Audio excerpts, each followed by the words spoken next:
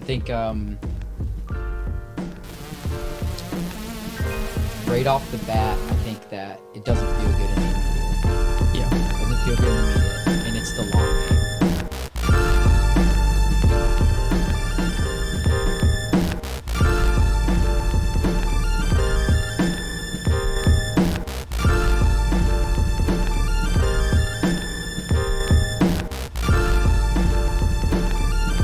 So welcome to episode. This will be, I think 4. This will be episode. No, this will be.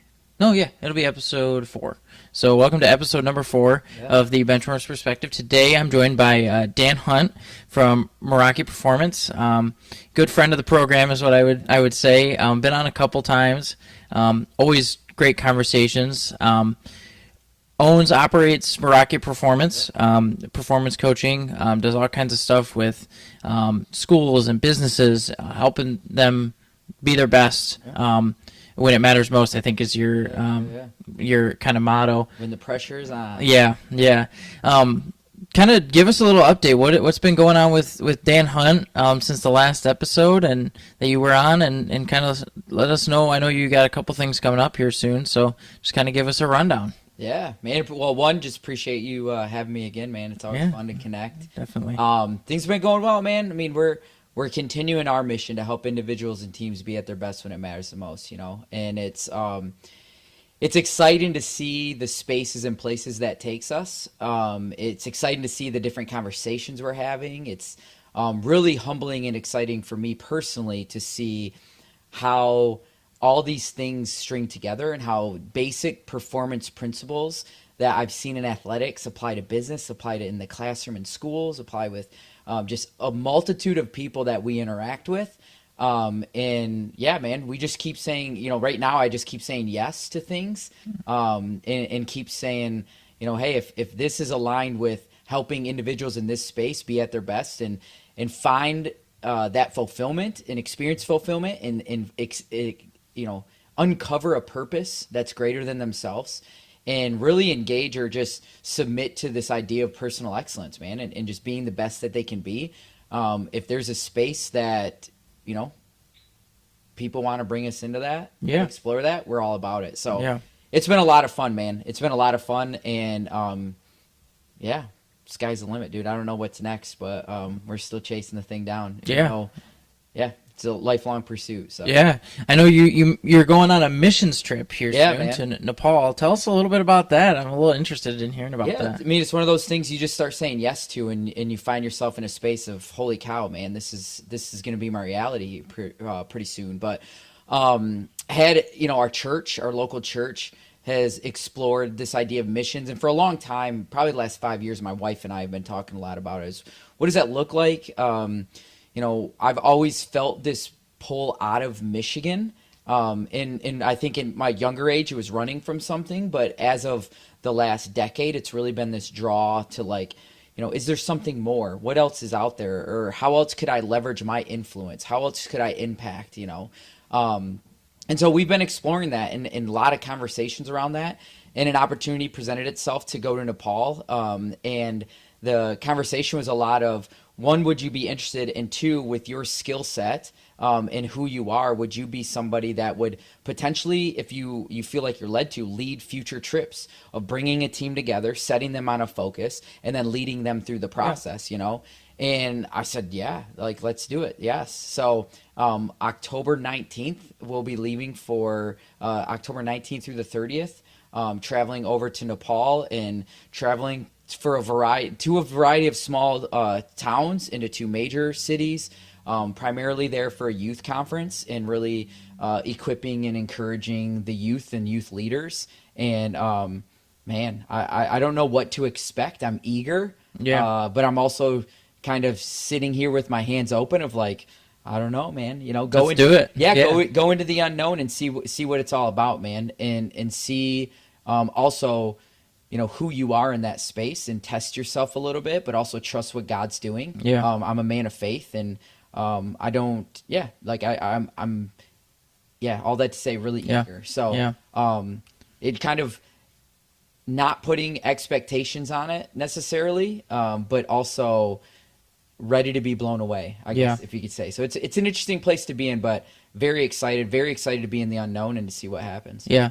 So something you mentioned is the just saying yes to things. Yeah, man. I would say I'm a lot like that. Like, I just say yes to a lot of things, even though sometimes I can't always do. Like, I realize after, like, oh, I probably should have said yes to that. But how has that changed your kind of outlook on things since you've started doing that?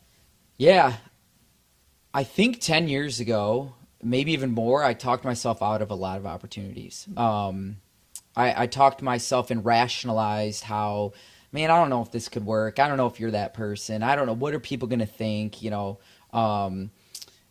man, I just didn't. I wanted to be the best I could be, but I didn't know what direction that was, if that makes sense. Like, Yeah.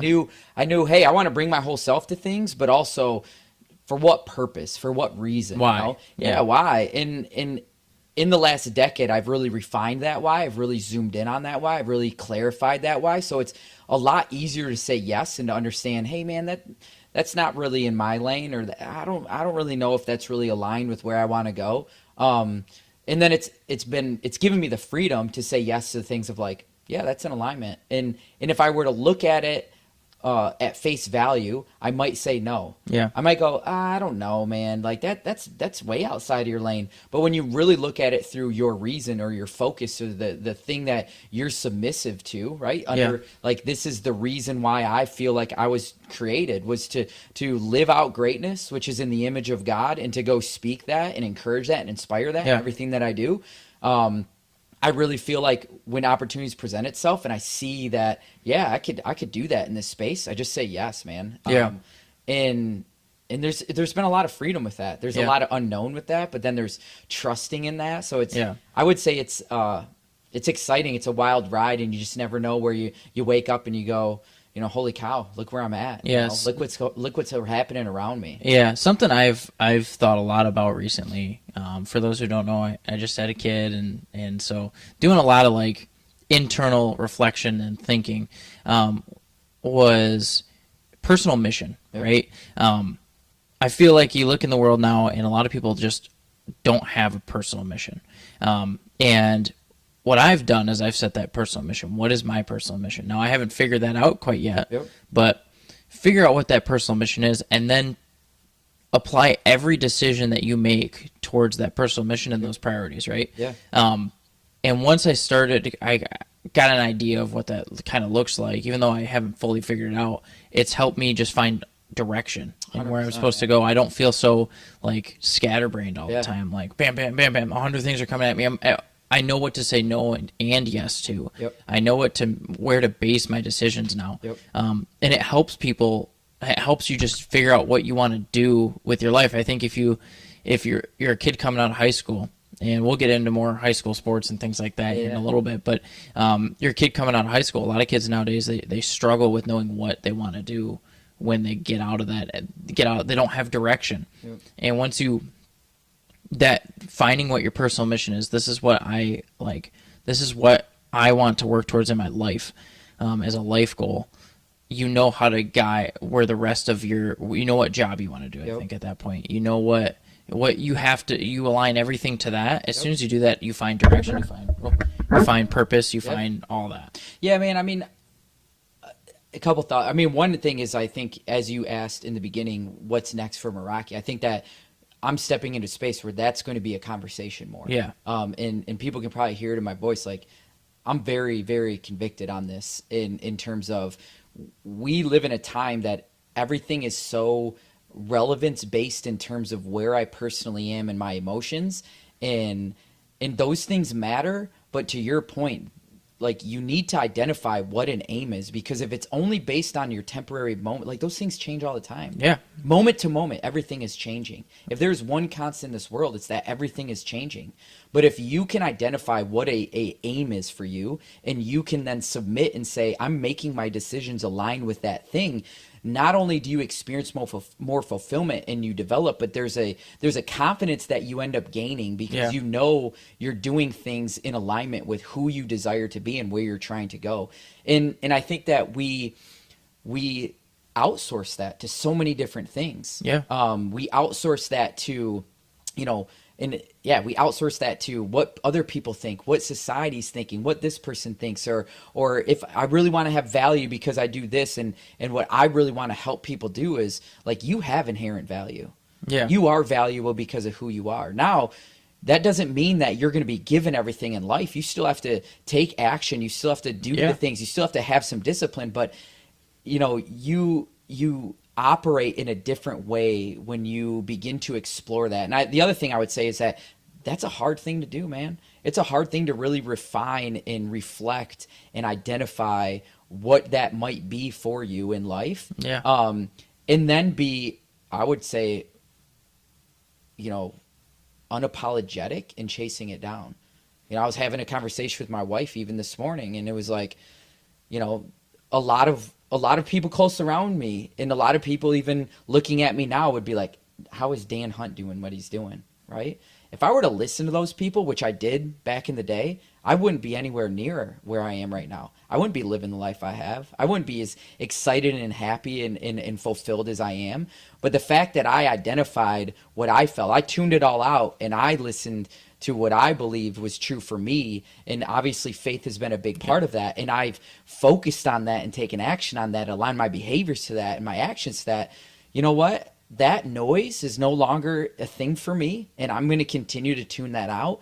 But I'm like locked into that thing, and I'm chasing that thing down. And it's funny because, you know, sometimes, you know, I'd venture out to say sometimes family and the people closest to you are the ones that will not understand it.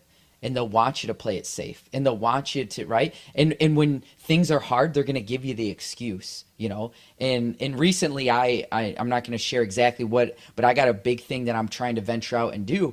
And I texted somebody who is not a family member of mine, but is close to me, who I know will call me out and hold me accountable. I said, hey, look, man, by this date and this time, I want to do this thing. And I want you to hold my feet to the fire, man. I want you to keep up with me. I want you to call me out when I'm being lazy. I want you to hold me accountable to this thing. I want you to say the tough words, because I know the people closest around me that love me will actually give me ruinous empathy and be like, oh, that's okay. And that's not what I need. If I want to really chase this thing down, I need people to go, no, Dan, you said you're going to do it. Do it. Because at the end of the day, that's what creates progress. That's what creates performance. Is like doing the action, not the feeling. Yeah, it's funny you mentioned a lot of those things you mentioned. It's funny because I haven't, as a person, I've never really struggled with a lot of those things, and I think I'm blessed in that way. I don't really care what people think 99% of the time. The only time I care what people think is if it's the time I should care what people think, like how you dress, how you handle yourself, right? And I think I'm blessed because I had a family who was good at that, not putting that ruinous empathy, as you said, in. They didn't do that, right? You know my dad as well as I do. He calls you out on your crap. Like, he's straightforward with you. I think my mom was the same way. I'm very blessed in that to not have struggled with that.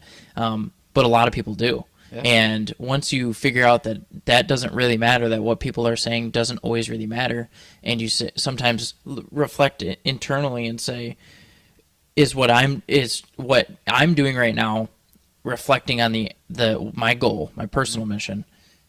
Your decisions start to be based on that, and then you have less of and if you have confidence in that, you know what you want to do. I would even back it up further and say, you know, for those that have struggled with it, you know, and I was one, right? Like growing up, I mean, it's from a sociological perspective as an adolescent, like it deeply matters whether you're accepted by the people around you, because back, you know, from an anthropology perspective, back in the day, if you were rejected by your tribe, it meant you died.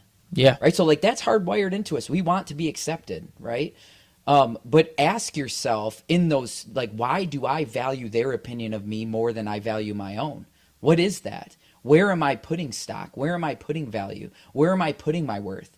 Because you realize that if you're putting your worth in somebody else's hands, it's constantly going to change. You're going to feel worthless.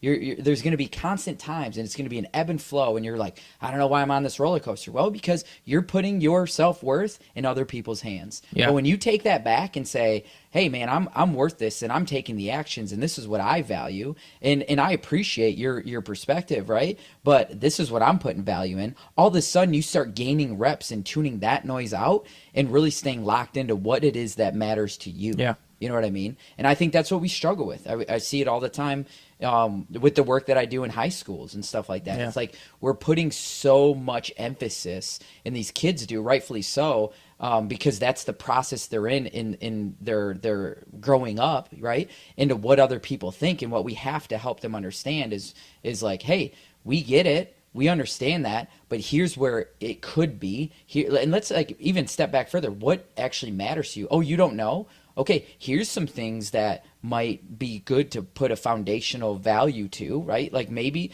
it's just ownership.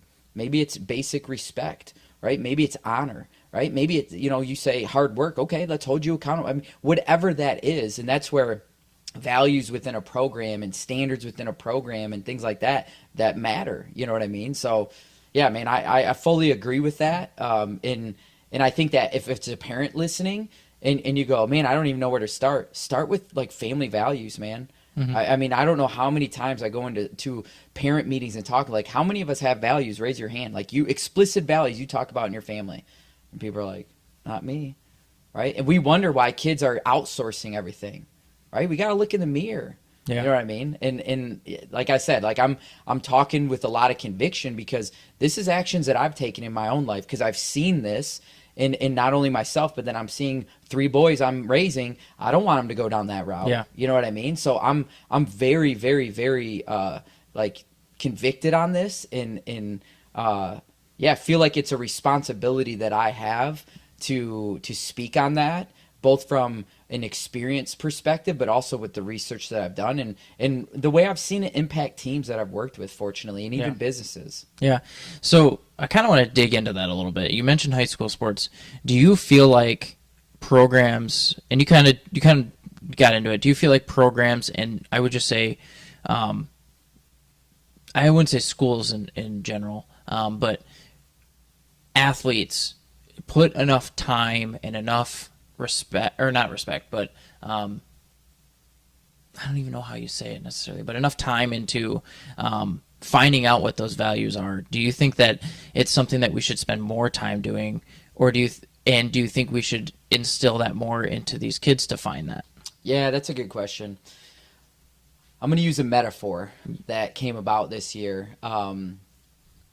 One, where it kind of came from is I got into planting a lot, like plants and different, for whatever. Botany. Yeah, a little bit. Yeah. So I'm working with a program, and the metaphor that ended up coming about is like when you replant a plant, there needs to be a lot of water in the beginning for it to hydrate, for it to root, for it to do that. And then as you go from there needs to be little watering, because if you continue to water it too much, you waterboard the thing and it ends up dying, right? Yeah. It actually is it's harmful, right?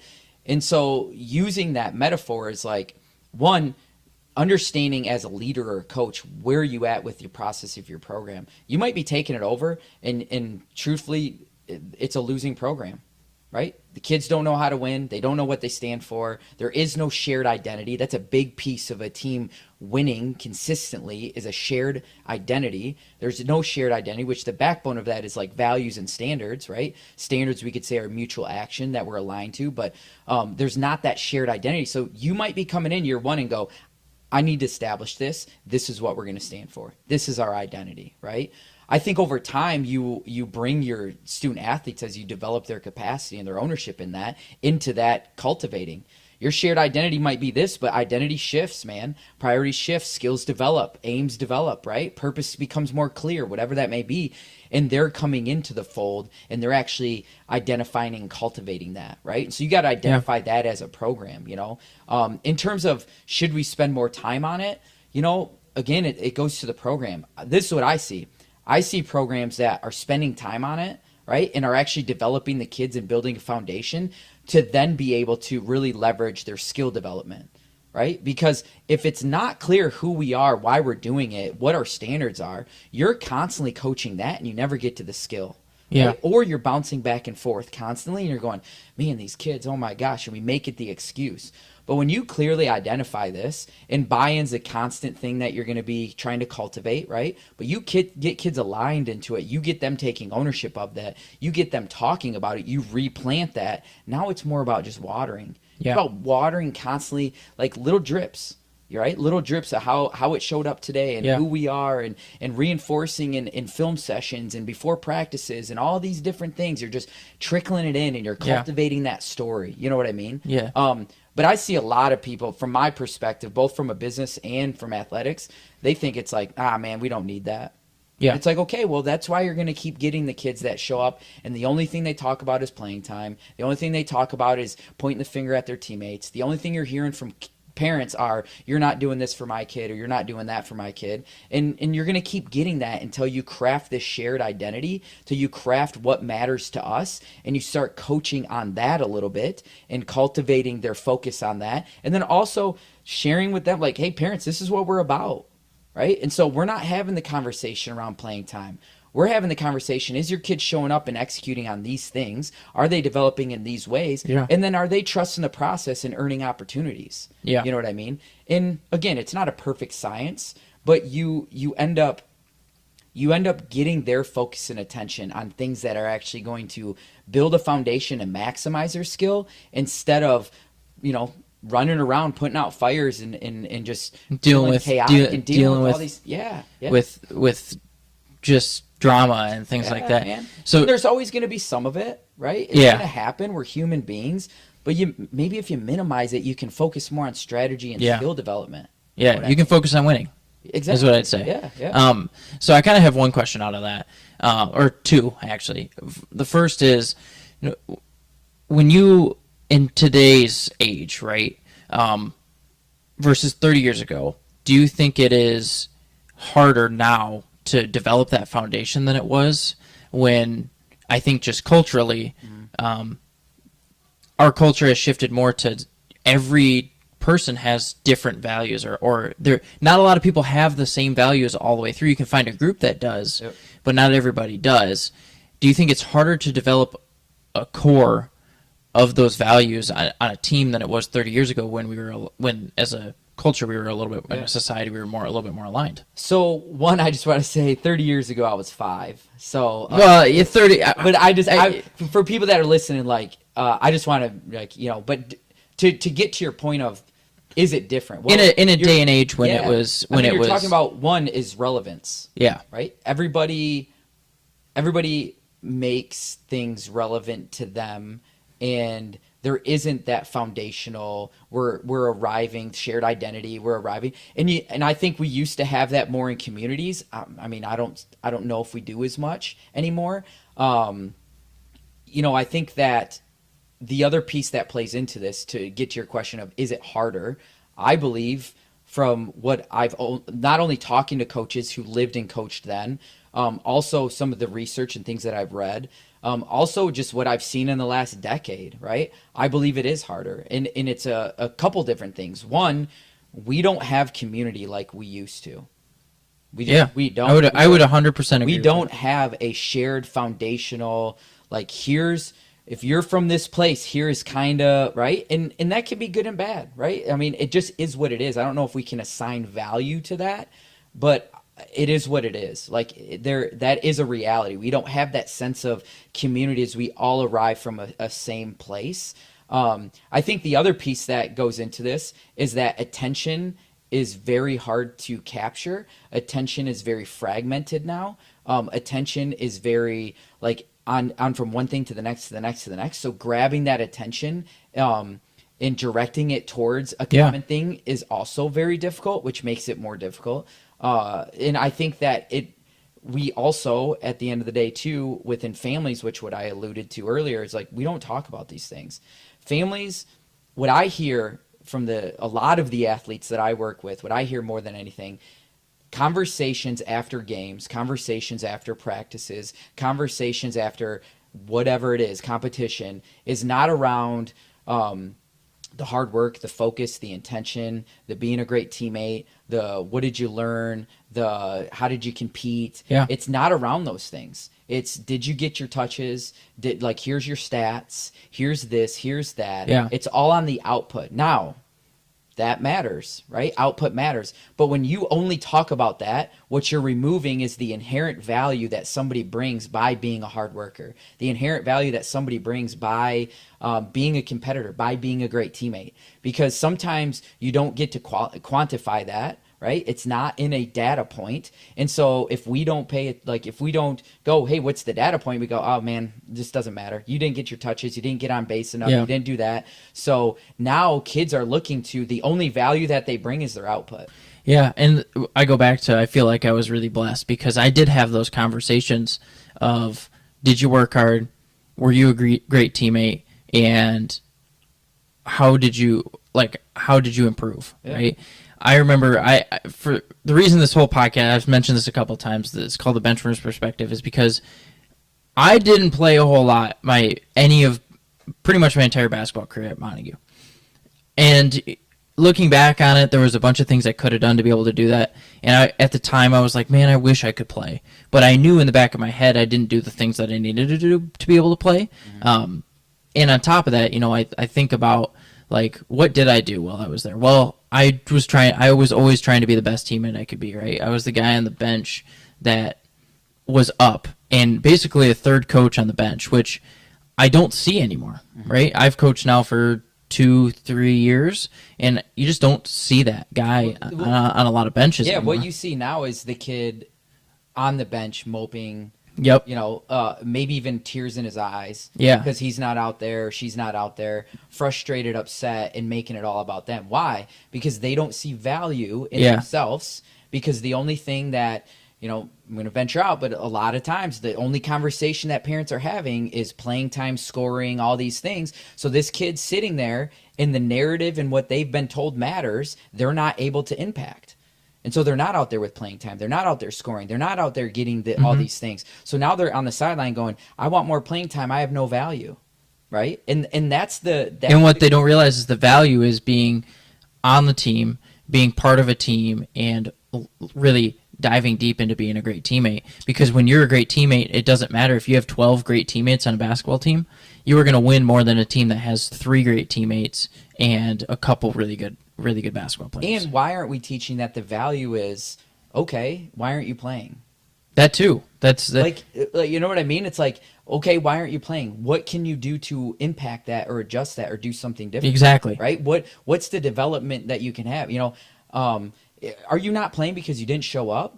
Are you not playing because you actually were skipping practice? Like, maybe that's the problem. You're not dependable showing up to practice, right? But what we have is, and I've heard it over and over again, and people go, no, that doesn't happen. I hear it from coaches all the time where, hey, my kid's going to skip and do this and do that, but then I'm going to excuse that, but then I'm going to come back to the coach and say, hey, my kid should be playing. Like, no, your kid skipped practice. Yeah. Right? 100%. Like, you know what I mean? And so, yeah, all that to say, do I think it's more difficult? I think it's more difficult because some of those things aren't being talked about at home.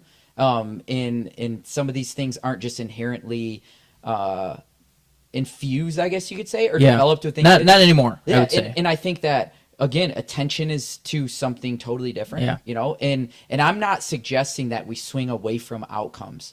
Outcomes matter. Like, you're playing the sport to develop, to become better, to learn the process of personal excellence, and to win, to get an outcome, right? Yeah.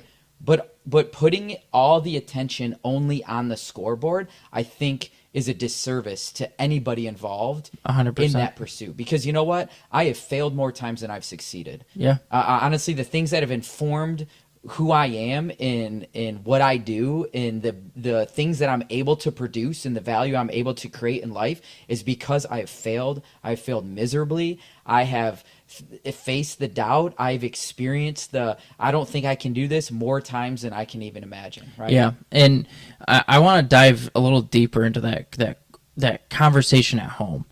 Why do you think that conversation isn't happening as much? Do you think it's because parents are just busier? Sure. Or do you think it's because kids get home and they're not they don't have any conversation with those parents, or they have little conversation, or do you think it's for some other reason? Yeah.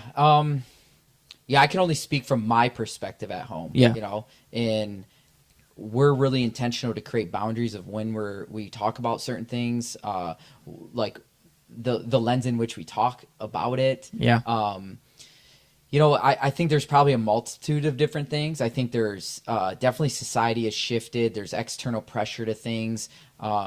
Everybody, I think the reward system, like you're more rewarded in there's society, like kudos and like, hey, look what you did and highlight, there's all those types of things. I think that parenting, I think in a lot of ways have shifted. I think parents are much busier than they've ever been. I mean, there's probably, so many different factors that play into that I couldn't even venture to really put a pulse. But I can tell you for my household, what is difficult is like we are busy, right? Yeah. We are moving a lot.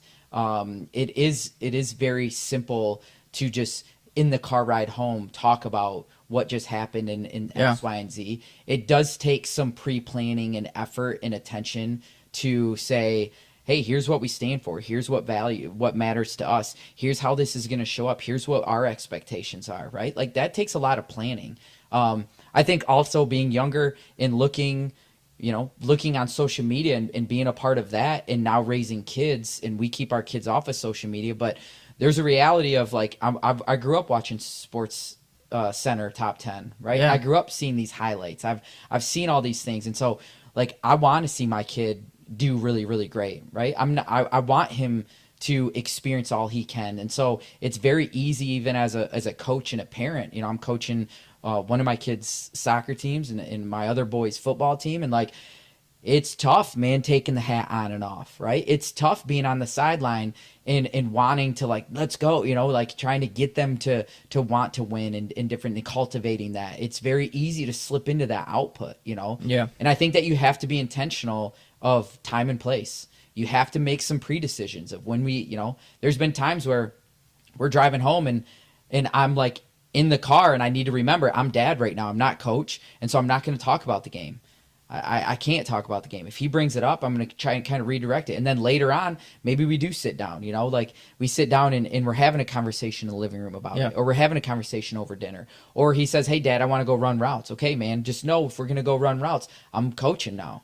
Like I'm stepping outside and coaching, right? Yeah. Some people might say that's super extreme. Like that's what's working for us. Yeah. Is we've created boundaries so my kids know how I'm going to show up in different spaces. And like my youngest Rocco, who's playing soccer, I tell him like I'm stepping out in the field and I'm going to coach you, right? And so I don't want to hear dad and this and like I'm coaching you, buddy. And that's just the way it's going to go. And when I go home, like I'm dad, it's going to be a different approach, right? It's still me informing everything that I do, but I'm going to approach conversations differently. All that to say, Yeah. So.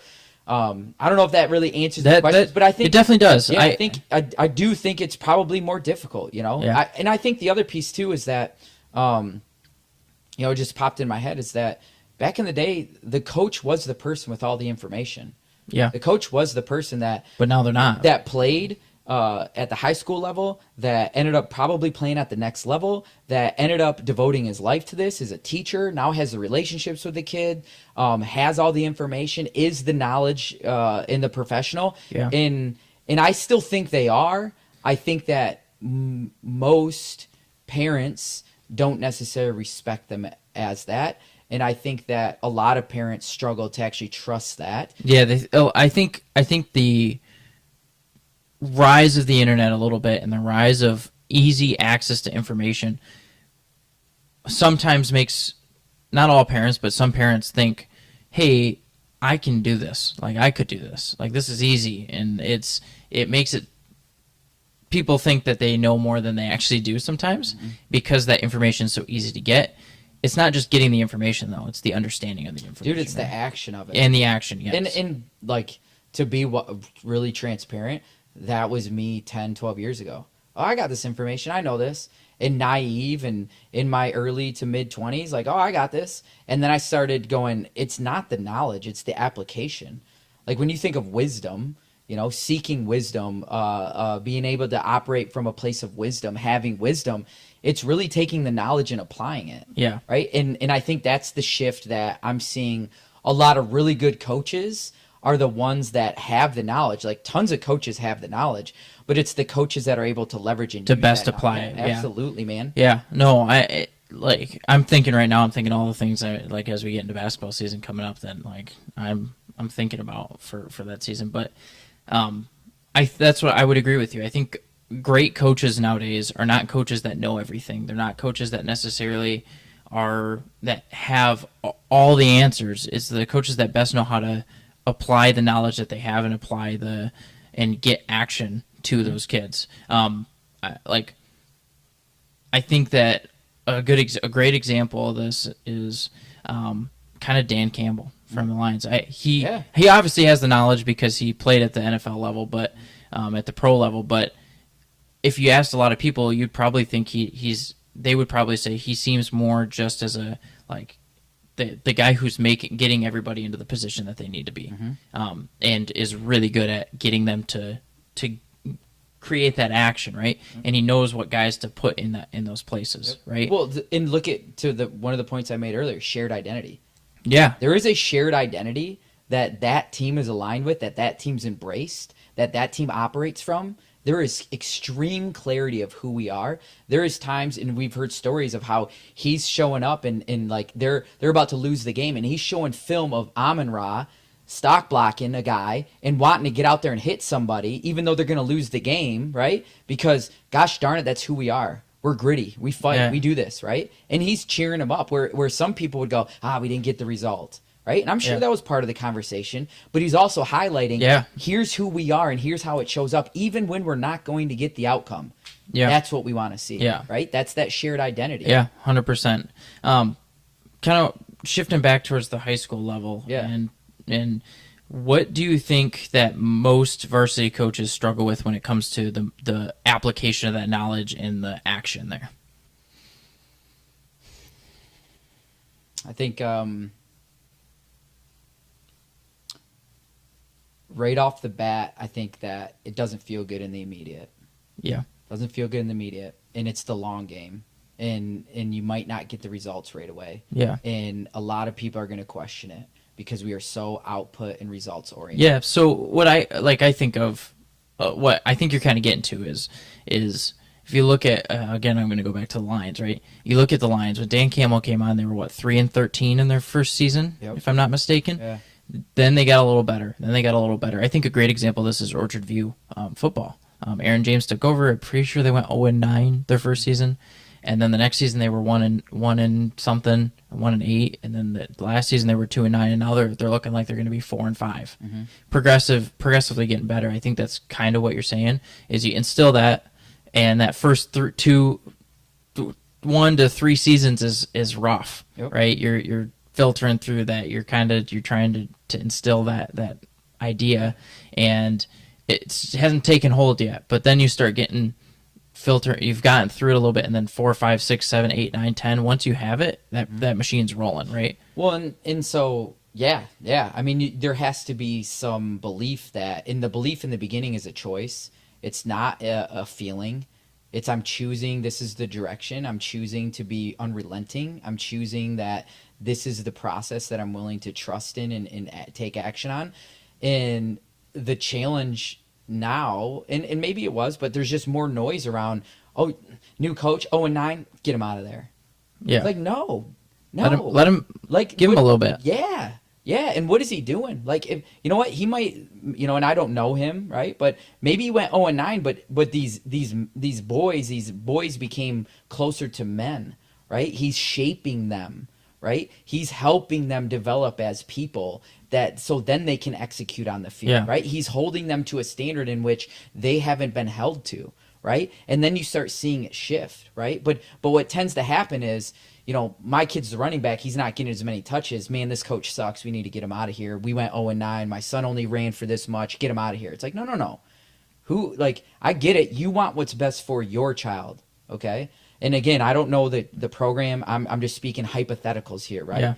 You want what's best for your child. Yeah, I get that. But also, what actually is best long term is for your child to be in an environment where not only he's allowed to be at his best and it cultivates his best, but everybody around him is cultivated too. Yeah, and the other thing I would say to that is, yes, a lot of parents are worried about their own child, but as a coach, it's their job to worry about the program and what's best for the program. And sometimes your child not playing or not getting the touches or things like that is what's best for the program at that time, right?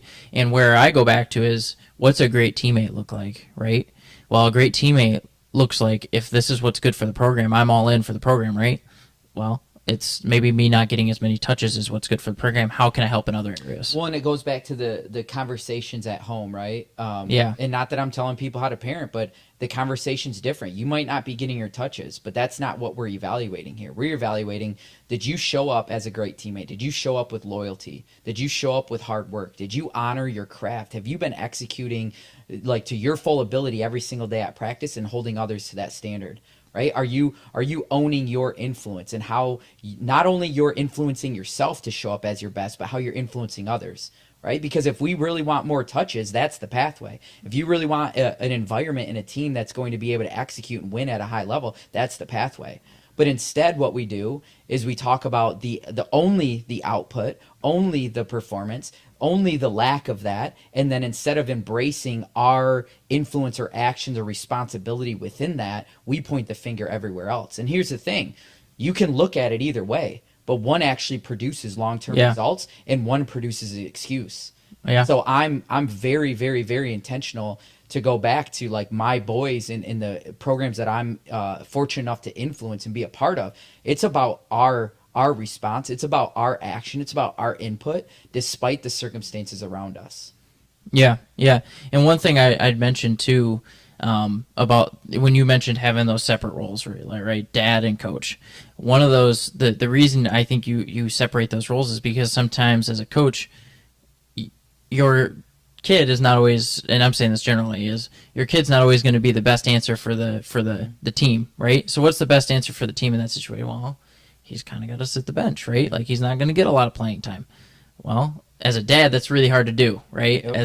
It's really hard to take off that to it's almost impossible, I think, as a dad. But as a coach, when you take off that hat and you say, okay, what's best for the program right here? What are our program goals? What's our program mission?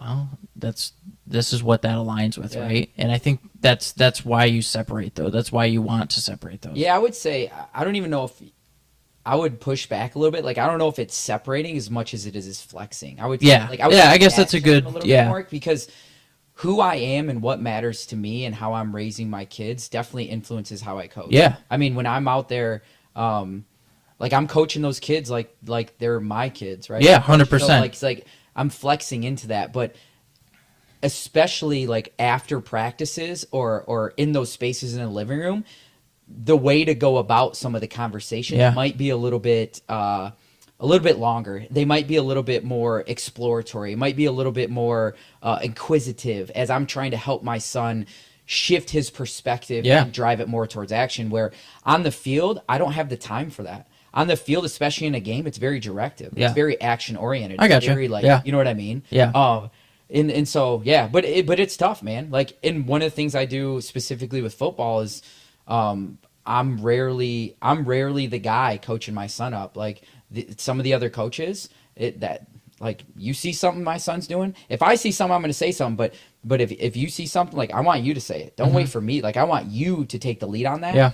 Because I don't want my son to have any preferential treatment. Yeah, 100%. I 100% agree with you. No preferential treatment at all. But it goes back to just encouraging parents. You know, having something that you put your feet on as a family that matters to you, that you guys value, that you seek as standards, is really important, because now it's not just relevancy in terms of the current moment or the current feeling that your kid has. Because here's the thing, as parents, when our kids are feeling an amount of pain, whether it's physically or emotionally or whatever it is, like we're wired to help solve that problem. Yeah. You know what I mean? And if it's like, my kid wants more playing time, what's the way that we're going to directly try to solve that problem as quick as possible? Well, I'm going to call the coach and I'm going to do these things. And because there's very little boundary, and like it's just the nature of it. I'm going to shoot a text to this coach and blah blah blah blah blah. Well, I'm going to go the long-term route and ask my son, what are the things that you believe impact that playing time? What are the things that you're doing to uphold who you are as an individual and show up in the best of your ability? How are you influencing others to do that? Yeah. Right. And it's going to be some of those intangible things, but then it's going to get to what are the specific skills that you need to develop that you don't have that you believe you need to have in order to play. Yeah. Right. And now let's go practice those things. Right. It might not mean that he plays the next week. Right? 100%. But it means that he's understanding that personal excellence isn't an arrival, it's a process. It takes and time. That it takes time, man. And that I'm not just going to be able to throw my hands up and say, I don't like the situation, give me something different. And magically everybody goes, yep, okay. It's like, no, man, you gotta put the action towards it. You have to develop. You have to show up differently. You have to keep seeking that thing if you really want it, because it's not just going to arrive and come to you. Yeah. Yeah, well, I really appreciate you coming on today. I think this was an awesome conversation. I think that a lot of people need to kind of do some of that internal reflection, right? Find that personal mission, have those conversations at home, and talk about this stuff more often. Because I think it would help us as a society as a whole, and a lot of our sports teams would greatly benefit, right? Yeah. And I would just say too, before we wrap up, like for coaches, if you're like, man, I get it, man, it sounds great, whatever it is, like it's not going to feel good in the immediate. It is very countercultural. You are going to get pushback, but if it's aligned with how you want to coach and where you want to go, and the fact that you want different results, be unrelenting in it. Yeah. Be willing to go through that and be excited for who you become as a coach and a leader through that process. Yeah. And then the other thing I would mention is business leaders. If you have any struggles with this in your own business, I know a guy who's really good at helping you figure that out, and Dan can really help you figure out get those goals, create that personal mission and that business mission, and then help you get there. So I appreciate you coming on. I think this is an awesome conversation. I can't wait to get this posted and thrown up there. And yeah, this was episode 4 or so, I don't remember. One of the episodes of this show of the Benchwarmers Perspective. Today I had Dan Hunt on. Excellent conversation here, and we'll wrap it up here. Cool. Appreciate you, man.